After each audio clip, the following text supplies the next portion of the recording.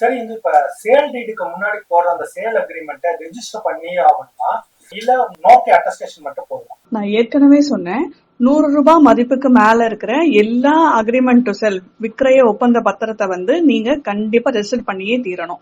So இது notary மூலமா பண்றது just proof of execution of contract தான்.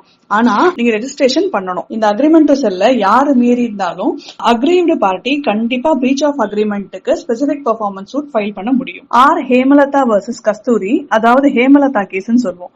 சுப்ரீம் கோர்ட்ல என்ன சொல்லிருக்காங்க அப்படின்னா, கண்டிப்பா அக்ரிமெண்ட் டு செல், அதாவது விக்ரய ஒப்பந்த பத்திரத்தை நம்ம ரெஜிஸ்டர் பண்ணி ஆகணும் அப்படிங்கறது மேண்டேட்டரி ரூல். ஒருவேளை ரெஜிஸ்டர் பண்ணல அப்படின்னா அந்த குறிப்பிட்ட டாக்குமெண்ட்டை கோர்ட்ல ஸ்பெசிபிக் பெர்ஃபார்மன்ஸ் சூட் ஃபைல் பண்ணும்போது இன்கேஸ் ஏதாவது ஒரு பார்ட்டி பெர்ஃபார்ம் பண்ணல அப்படின்னு பிரீச் இருந்துச்சு அப்படின்னா அந்த டாக்குமெண்ட் ஸ்பெசிபிக் பெர்ஃபார்மன்ஸ் சூட்டுக்கு ஒரு எவிடன்ஸா எடுத்துக்க முடியும் அப்படிங்கறது ஸ்ட்ராங்கா சொல்லியிருக்காங்க. சேல் அக்ரிமெண்ட்ல நீங்க பொசஷனை டிரான்ஸ்பர் பண்ணீங்க அப்படின்னா நீங்க ரெஜிஸ்டர் பண்ணணும்.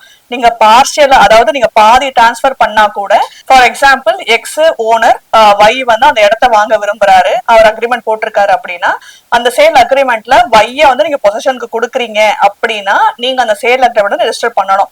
நீங்க அந்த இடத்துல ஏதாவது ரைட்ஸ் கொடுக்குறீங்க, அதாவது மார்க்கெட்டிங் ரைட்ஸ் கொடுக்குறீங்க, இல்ல அந்த இடத்துக்கு நீங்க போலாம், டெவலப் பண்ணலாம், இல்ல ரோடு போடலாம் அப்படிங்கிற மாதிரி அவங்களுக்கு உரிமை ஏதாவது கொடுக்குறீங்க அப்படின்னா அந்த சேல் அக்ரிமெண்ட்டை நீங்க ரெஜிஸ்டர் பண்ணி தான் ஆகணும்.